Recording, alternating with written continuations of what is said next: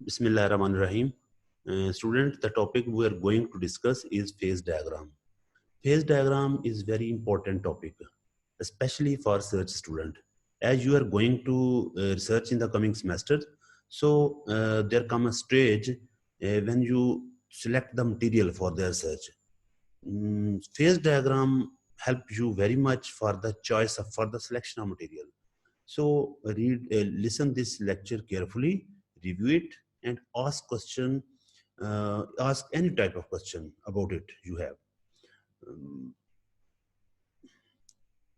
Phase diagram phase diagram क्या है? Phase diagram एक graphical representation of the phases of material है. आपको पता है मटेरियल के अंदर जब हम कोई भी मटेरियल जिस पे रिसर्च करनी हो या किसी किस्म का मटेरियल जो ऑलरेडी प्रिपेयर्ड है, आप उसको अगर देखें उसकी कॉम्पोजिशन और टेम्परेचर के हिसाब से तो उसमें डिफरेंट फेजेस एग्जिस्ट करते हैं. मसलन आप लोग अगर डिफरेंट कॉम्पोजिशन लेते हैं, आपके पास आप जो मटेरियल है उसमें आपने मुख्तलिफ एलिमेंट का कॉम्बिनेशन से मटेरियल बनाना है, कंपाउंड बनाना है या फिर आपने अलाय बनाना है. ये फेज डायग्राम पहले मैं आपको बता दूं, ये फेज डायग्राम स्पेशली आज जो हम डिस्कस करेंगे इसका स्पेशल कंसर्न है विद अलायज, विद सॉलिड सोल्यूशन. तो इसमें हम या फिर ऐसे मटेरियल जिसमें आप लोग सोल्यूशन बनाओगे. तो सोल्यूशन में आपको पता है हम इस्तेमाल करते हैं दो या दो से ज़्यादा कंपोनेंट. फ़र्ज़ करें हम दो मटेरियल दो कंपोनेंट का सोल्यूशन तैयार करते हैं तो उसमें एक सोल्यूट होगा एक सॉल्वेंट होगा. तो अगर आप लोग जैसे जैसे कॉन्सेंट्रेशन चेंज करते जाएंगे तो और टेम्परेचर को भी साथ चेंज करेंगे तो उस सोल्यूशन के अंदर डिफरेंट फेज बनेंगे और उन फेज की इंफॉर्मेशन ये फेज डायग्राम हमें देती है, स्पेशली सॉलिड सॉल्यूशंस उनके इंफॉर्मेशन देती है. तो हम फिर कह सकते हैं कि ये फेज डायग्राम जो है ये कलेक्शन ऑफ सॉल्युबिलिटी कर्व्स है.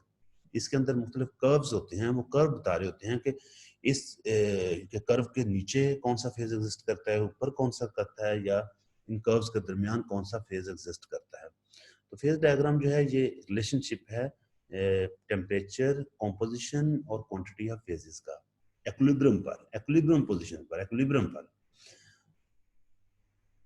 ये आप लोग अगर फिगर में देखें तो आपको एक फेज डायग्राम यहाँ दिखाई हुई है. अभी तो आप ये इनिशियली इसको समझना थोड़ा मुश्किल होगा, लेकिन मैं आपको बता दूं ये कॉपर प्लेडियम, अगर कॉपर और प्लेडियम का मिक्सचर से आप लोग कोई मटेरियल प्रिपेयर करते हो तो उसमें कौन कौन से फेज एग्जिस्ट कर सकते हैं, ये फेज डायग्राम उनके बारे में इंफॉर्मेशन दे रही है.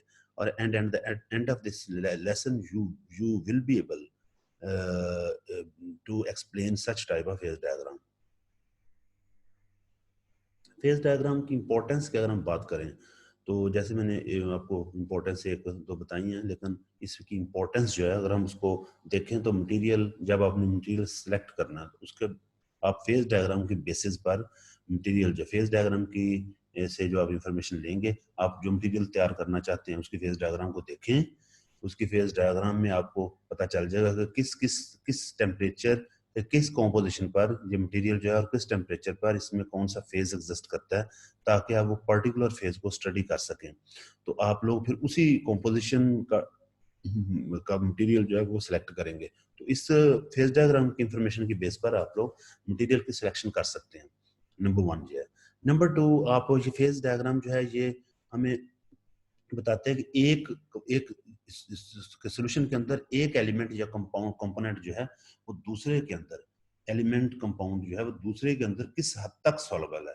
तो सॉल्युबिलिटी यहाँ बताता है, limit of solubility, limit solubility की हद हमें बताता है. ये हमें बताता है कि फेज डायग्राम में बताती है कि ये कि किस खास टेम्परेचर पर कोई भी मटेरियल जो है वो सॉलिडिफाई होना शुरू करता है और उसकी फिर रेंज ऑफ सॉलिडिफिकेशन क्या है, यानी वो किस हद तक कितना वो सॉलिडिफाई होगा और स्टार्ट उसकी सॉलिडिफिकेशन स्टार्ट कहाँ से होती है. तो ये सॉलिड सॉलिडिफिकेशन के बारे में भी इंफॉर्मेशन फेज डायग्राम से मिलती है. और फिर टेम्परेचर के चेंज से मटेरियल जो है उस वो कब मेल्ट होना स्टार्ट होता है और कब वो कम्प्लीटली मेल्ट हो जाता है. तो मटेरियल की मेल्टिंग, मटेरियल की सॉलिडिफिकेशन, और जब सॉलिड मटेरियल बन जाए तो सॉलिड सॉलिडिफिकेशन आ जाए तो उसके बाद उसके अंदर जो फेज के existence, this phase diagram give all type of such information. इसका एक आप ये कह लें कि ड्रॉबैक भी है फेज डायग्राम का. अब ये हमें डायनामिक जो मटेरियल के डायनामिक हैं, फेजेस के डायनामिक हैं, यानी फेज में चेंज किस तरह आती है, उस चेंज का जो मैकेनिज्म है उसके बारे में इंफॉर्मेशन हमें नहीं देती। यानी एक फेज से दूसरा फेज जब कॉम्पोजिशन में वेरिएशन आती है तो उसमें फेज में transformation one phase two another किस तरह होती है उसके बारे में इंफॉर्मेशन नहीं देती। यानी mechanism of the transfer of phase from one two another, ये इसके बारे में इंफॉर्मेशन फेज डायग्राम हमें नहीं देती। फेज डायग्राम की क्लासिफिकेशन की अगर हम बात करें तो फेज डायग्राम को क्लासिफाई किया जा सकता है उनके फेज डायग्राम किसी भी मटेरियल के कंपोनेंट के बेस पर। यानी कुछ हमारे पास ऐसे मटेरियल में जो एक जिनमें फेज तो एग्जिस्ट करते हैं लेकिन एक ही कंपोनेंट होता है, मसलन वाटर है, तो वाटर अगर हम टेम्परेचर को चेंज करते जाएं तो वाटर के अंदर ही मुख्तलिफ फेज बनते हैं, यानी ये सॉलिड भी हो जाता है, वेपराइज भी हो सकता है टेम्परेचर के साथ, और लिक्विड भी बन सकता है। तो इस तरह एक ही कंपोनेंट से अगर कोई मटेरियल जो है उसमें मुख्तलिफ फेज आते हैं तो फिर उन फेजेस को भी आप लोग फेज डायग्राम की मदद से ड्रॉ कर सकते हो और स्टडी कर सकते हो। इस तरह की ये वन कंपोनेंट फेज डायग्राम होगी। लेकिन अगर दो कंपोनेंट आपने इस्तेमाल किए हैं, यानी यानी आपने कोई मटेरियल तैयार किया जिसके अंदर दो कंपोनेंट थे, जैसे पीछे हमने फेज डायग्राम देखा कॉपर और प्लेटियम, कॉपर और प्लेटियम का मिक्स करते हो तो ये मिक्सिंग जो है इसमें इस मिक्सचर में दो कंपोनेंट यूज हो रहे हैं, तो ये दो कंपोनेंट सिस्टम है। इसी तरह दो से ज्यादा तीन भी इस्तेमाल हो सकते हैं, तीन से चार भी हो सकते हैं। तो इस कंपोनेंट की बेस पर फेज डायग्राम की क्लासिफिकेशन की गई है। अगर एक कंपोनेंट है तो हम उसे कहेंगे यूनिनरी फेज डायग्राम, यूनिनरी फेज डायग्राम। अगर दो कंपोनेंट तो बाइनरी फेज डायग्राम, तीन है तो टर्नरी फेज डायग्राम, चार है तो क्वार्टरनरी फेज डायग्राम। तो इस बेस पर हम इस फेज डायग्राम की क्लासिफिकेशन कर सकते हैं। लेकिन जहां पर हम तीन किस्म की फेज डायग्राम को डिस्कस करेंगे, लेकिन उनमें भी यूनिटरी फेज डायग्राम और टर्नरी फेज डायग्राम इनको थोड़ा डिस्कस करेंगे, क्योंकि ज्यादातर कंपोनेंट जो है वो बाइनरी टू कंपोनेंट सिस्टम होता है इनको डिस्कस किया जाता है। और ज्यादातर अभी तक ज्यादा जो रिसर्च हुई है फेज डायग्राम में वो बाइनरी फेज डायग्राम पर ही है, सो हमारा फोकस भी बाइनरी पर ही होगा। बाइनरी यूनिटरी फेज डायग्राम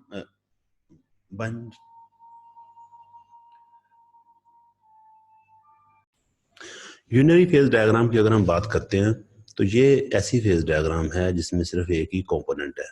और एग्जांपल के तौर पे हमने यहाँ वाटर लिया। वाटर जो है ये कोएग्जिस्ट करता है लिक्विड, सॉलिड और वेपर फेज में। जिस पॉइंट पर ये कोएग्जिस्ट करता है उसको हम ट्रिपल पॉइंट कहते हैं, ट्रिपल पॉइंट ऑफ वाटर। और अगर हम यूनिटरी फेज डायग्राम की बात करें तो फिर हम हॉरिजॉन्टल जो ग्राफ प्लॉट करेंगे। देखिए अगर आप कंपोजिशन, आपके पास दो कंपोनेंट हैं, दो कंपोनेंट फेज डायग्राम है, यानी बाइनरी फेज डायग्राम है, उसमें तो आप कंपोजिशन जो कंपोनेंट है उनकी कंपोजिशन को वेरी करोगे तो कंपोजिशन एक इंपॉर्टेंट पैरामीटर होगा। तो आप एक एक्सिस पर, हॉरिजॉन्टल एक्सिस पर कंपोजिशन लोगे और वर्टिकल एक्सिस पर प्रेशर लोगे, टेम्परेचर लोगे। लेकिन अगर आपके पास कंपोनेंट ही एक है तो उसकी कंपोजिशन में तो वेरिएशन होनी नहीं। इसलिए यहाँ पर कंपोनेंट पैरामीटर हम नहीं लेंगे, कंपोजिशन पैरामीटर नहीं लेंगे, बल्कि वो पैरामीटर लेंगे जिनकी वजह से इस एक जो कंपोनेंट है यूनिटरी फेज डायग्राम का, जो एक कंपोनेंट है उसके फेजेस जिन पैरामीटर्स पर डिपेंड करते हैं उन पैरामीटर्स को यहाँ कंसिडर करेंगे। तो वाटर के केस में दो चीजों पर इसके फेज डिपेंड करते हैं, टेम्परेचर और दूसरा प्रेशर। अगर हम प्रेशर को चेंज करते हैं फिर भी वाटर का आपको पता है बॉइलिंग पॉइंट और ये फ्रीजिंग पॉइंट और बाकी चीजें जो है वो डिस्टर्ब होती हैं। और इसी तरह टेम्परेचर के साथ भी ये इनकी वेरिएशन आती है। तो फिर हम यहाँ पर जो पैरामीटर फेज डायग्राम के लिए कंसिडर कर रहे हैं यूनिटरी फेज डायग्राम में, वो टेम्परेचर और प्रेशर है। यहाँ पर टेम्परेचर को एक्स एक्सिस पर और प्रेशर को वाई एक्सिस पर लिया गया है। तो ये पीटी फेज डायग्राम है। इस डायग्राम में प्रेशर अगर एटीएम में 0.06 है तो, और जो टेम्परेचर है वो 0.01 डिग्री सेंटीग्रेड है या 0.01 सेल्सियस है। तो इस टेम्परेचर और प्रेशर पर वाटर का ट्रिपल पॉइंट एग्जिस्ट करता है, यानी वाटर जो है वो को एग्जिस्ट करता है liquid, vapour and solid phase. और इसी तरह जैसे आप टेम्परेचर जब प्रेशर को वेरी करते हो तो आपको दूसरी सॉलिबिलिटी, दूसरे जो फेजेस के कर्व हैं वो भी आपको फेज डायग्राम में नजर आ रहे हैं।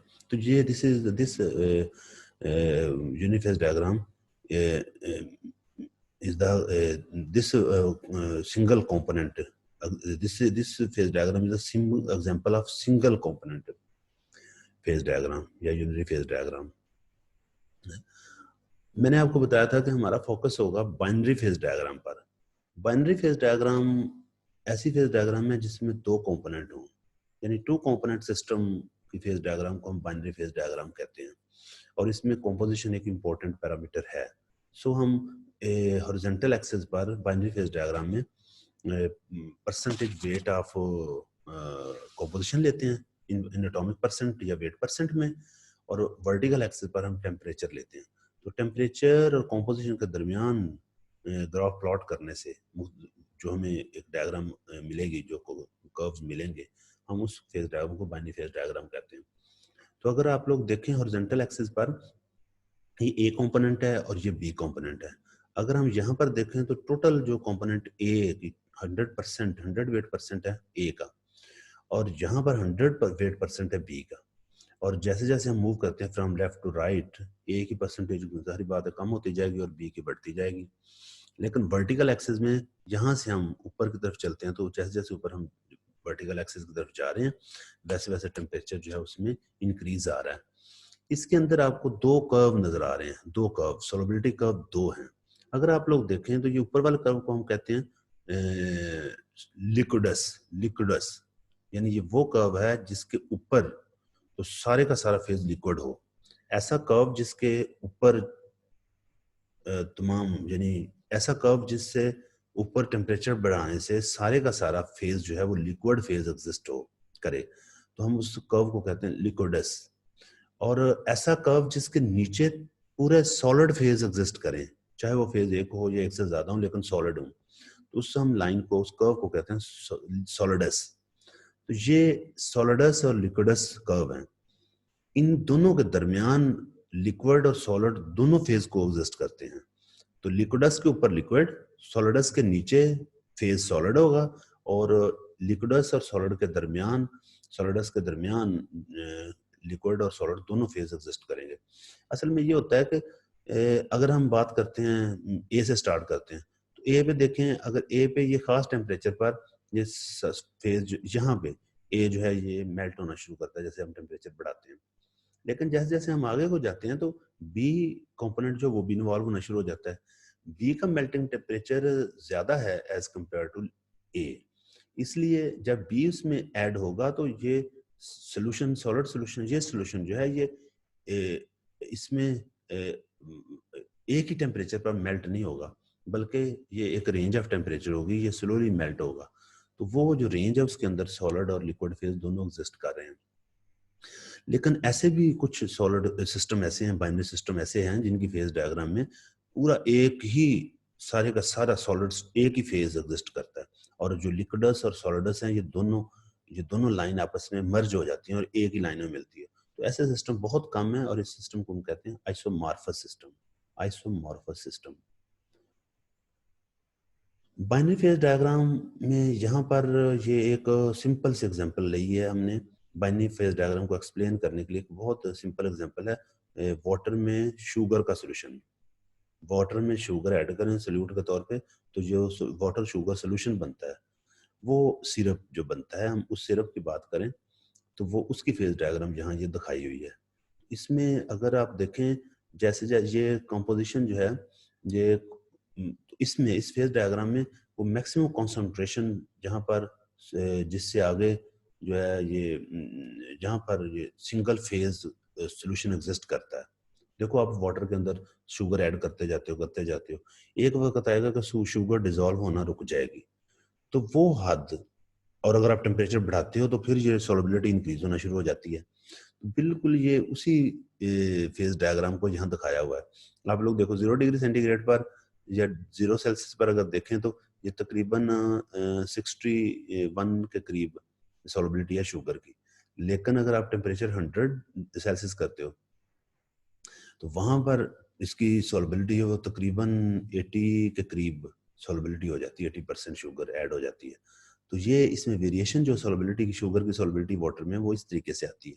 तो ये लाइन जिससे आगे शुगर डिसॉल्व होना रुक जाती है और प्रेसिपिटेट की शक्ल में नीचे बैठ जाती है, उस रेंज को हम कहते हैं, उस लिमिट को कहते हैं सोलबिलिटी लिमिट। सोलबिलिटी लिमिट वो लिमिट है जहां तक कोई भी सोल्यूट मैक्सिमम सॉल्वेंट में डिसॉल्व हो सके। ये सारा ये सोलबिलिटी लिमिट से पहले जो है वो सारे का सारा लिक्विड फेज है, सिरप है, लेकिन सोलबिलिटी लिमिट को जो ही क्रॉस करते हैं तो वहाँ सिरप तो एग्जिस्ट करता है, लेकिन साथ साथ शुगर सॉलिड फेज भी उसका एग्जिस्ट करता है। अगर हम बात करते हैं, यहाँ पर एक क्वेश्चन को आप मैं लेता हूँ, क्वेश्चन से ये होगा कि आप थोड़ा सा इसको बेहतर तरीके से अंडरस्टैंड कर जाओगे। क्वेश्चन ये है कि what is the solubility limit for sugar in water at 20 degree centigrade.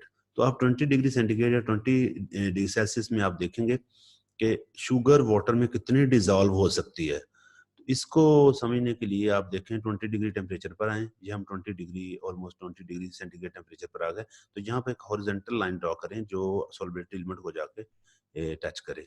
तो जहाँ पर ये इंटरसेक्ट करेगी वहां पर आप वर्टिकल लाइन ड्रॉ कर दें और वहां से आप ये लिमिट देख लें, सोलबिलिटी लिमिट क्या है।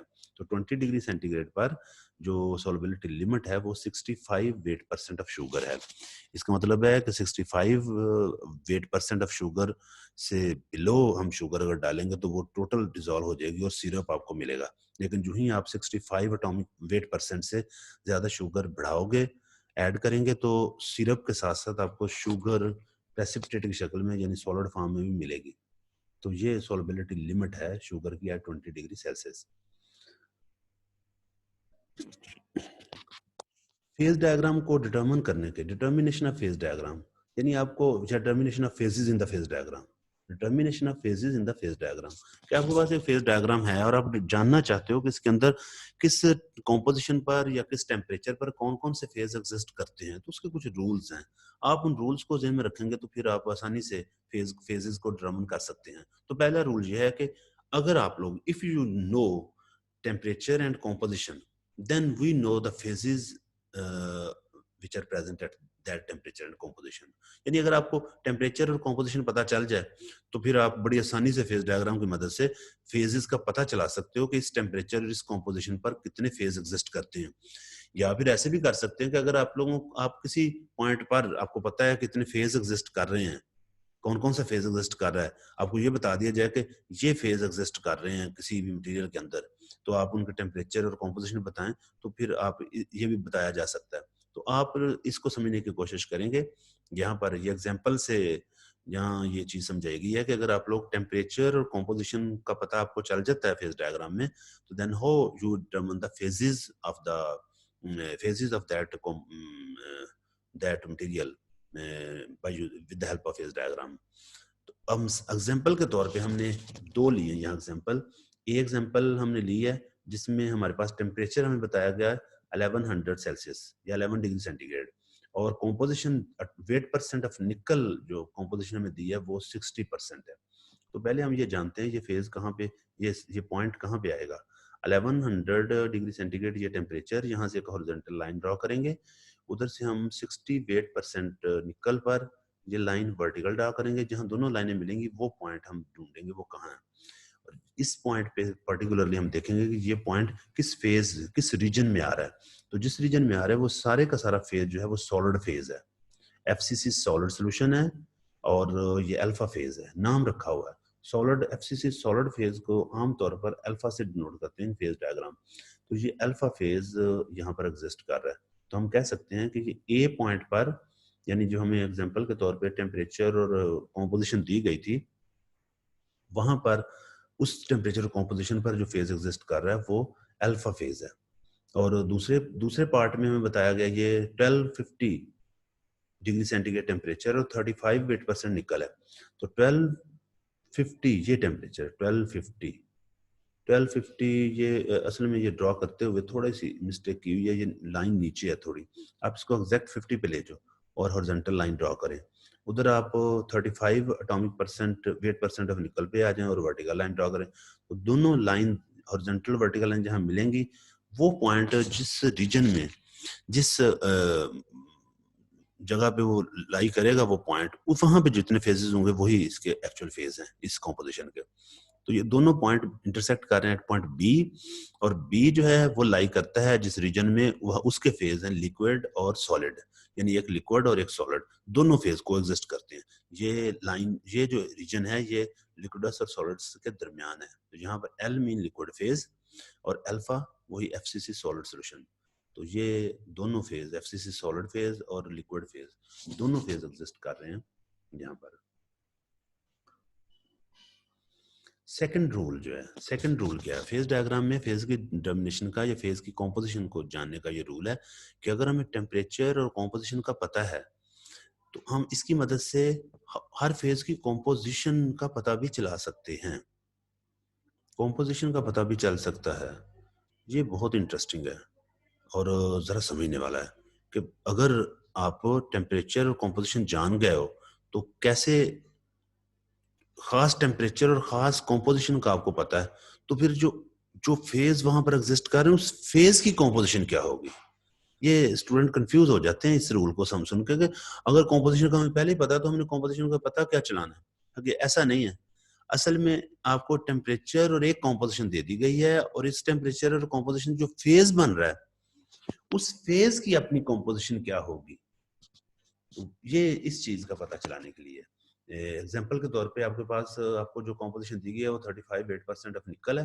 ये 35 8% ऑफ निकल हमने लिया और जो इसके बाद टेम्परेचर वो 1320 डिग्री सेंटीग्रेड है, 1320 डिग्री सेंटीग्रेड टेम्परेचर, और ये ए पॉइंट आ रहा है। फर्ज करें ये ए, यहाँ पे ये ए आ रहा है, ये है यानी 1320 डिग्री सेंटीग्रेड लाइन पे हमने हॉरिजॉन्टल लाइन ड्रॉ की और 35 ऑफ निकल पे हमने वर्टिकल लाइन ड्रॉ की। तो दोनों लाइन पॉइंट ए पर मिल रही हैं। ए पॉइंट पर सिर्फ ए की पहली बात तो यह फेज हम डिटरमिन करेंगे तो फेज ए की एग्जिस्ट करता है और वो लिक्विड फेज है, लिक्विड फेज है। और इस लिक्विड फेज में इस पॉइंट पर जो फेज बन रहा है उस फेज की कॉम्पोजिशन क्या है 35 तो ज़ाहिर तो ये कोई बहुत बड़ा कारनामा नहीं है, तो 35 ही हमें बताया गया था और 35 ही आनी थी कॉम्पोजिशन।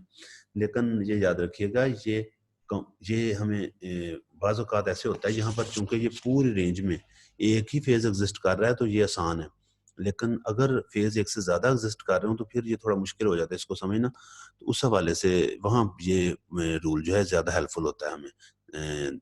ये सेकंड एग्जांपल को आप देखें फिर आप इसको बेहतर समझ जाएंगे। ये डी पॉइंट पे आ रहा है, ये 1190 डिग्री सेंटीग्रेड टेम्परेचर है और 35 8% ऑफ निकल है। लाइन वर्टिकल लाइन तो वही होगी लेकिन 1190 पर जो पॉइंट हमारे पास डी आ रहा है, अगर हम उस डी पॉइंट को देखें तो डी पर 35 ये फेज जो है सॉलिड फेज है, solid phase alpha phase exist कर रहा है और उसमें कॉम्पोजिशन 35 8% ऑफ निकल है। ये भी उसी तरह का ही है, कुछ ज्यादा इसमें फायदा हमें नजर ज्यादा ये इन्फॉर्मेशन नहीं मिल रही।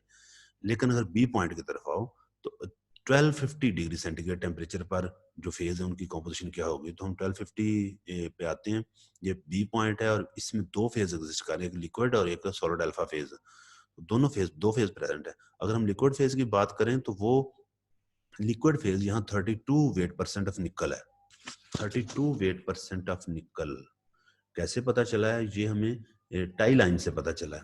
टाई लाइन के बारे में भी हम बात करते हैं नेक्स्ट स्लाइड में। अब अभी आप ये देखें, ये लाइन टाई लाइन के बारे में अभी मैं बता दूं। टाई लाइन जिस पॉइंट पर हम कॉम्पोजिशन को डिटरमिन करना चाहते हैं आप उस पॉइंट पर हॉरिजॉन्टल लाइन ड्रॉ कर दो जो जो पैरेलल टू हॉरिजॉन्टल एक्सिस होगी।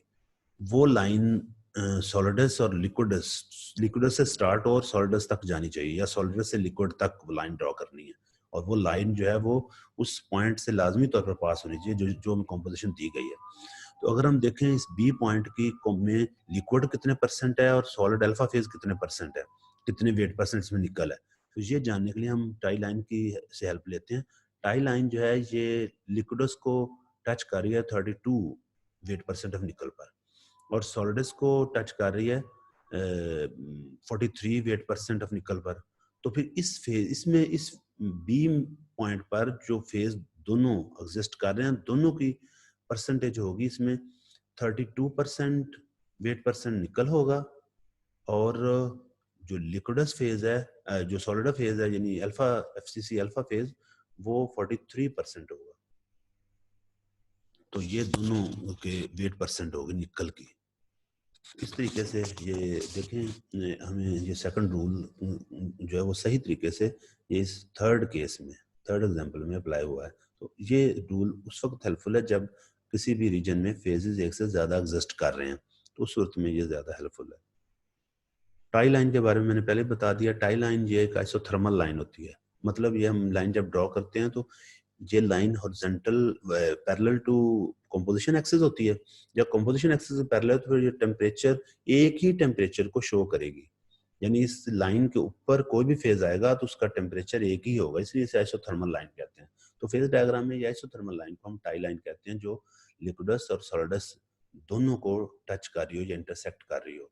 तो ये लाइन इस्तेमाल कहाँ कहाँ होती है? इस लाइन की मदद से हम कोई भी टू फेज रीजन में हम या लिक्विडस और सॉलिडस के दरमियान जो फेजेस हैं, किसी भी पॉइंट पर उन फेजेस की कंसंट्रेशन का पता चला सकते हैं। और बड़ा आसान है पता चलाना कि आप लोग टाई लाइन ड्रॉ करो, टाई लाइन की एंड जो है लिक्विडस और सॉलिडस पर वर्टिकल लाइन ड्रॉ करें और वो कंपोजिशन लिक्विड और सॉलिड की हमें मिल जाएंगी। और ये टाई लाइन जरूरी नहीं कहीं एक जगह पर ड्रॉ करते हैं, आप कहीं भी इस रीजन में अंदर ड्रॉ कर सकते हैं, लेकिन जब ड्रॉ करेंगे तो ये एक तो हॉरिजॉन्टल बिल्कुल होनी चाहिए पैरेलल टू कंपोजिशन एक्सिस, और दूसरा जहां पर ये इंटरसेक्ट करेगी जाकर लिक्विड और सॉलिडस को, वहां से आप वर्टिकल लाइन ड्रॉ करके सॉलिड और लिक्विड में कंपोजिशन जो है वो फाइंड करेंगे। लीवर रूल नेक्स्ट है ये हमारा लीवर रूल बहुत ही इंपॉर्टेंट है फेज डायग्राम की डिटर्मिनेशन में, फेज डायग्राम की अंडरस्टैंडिंग में। तो लीवर रूल को हम डिटेल से डिस्कस करते हैं। यहाँ पर एक छोटा सा ब्रेक लेते हैं।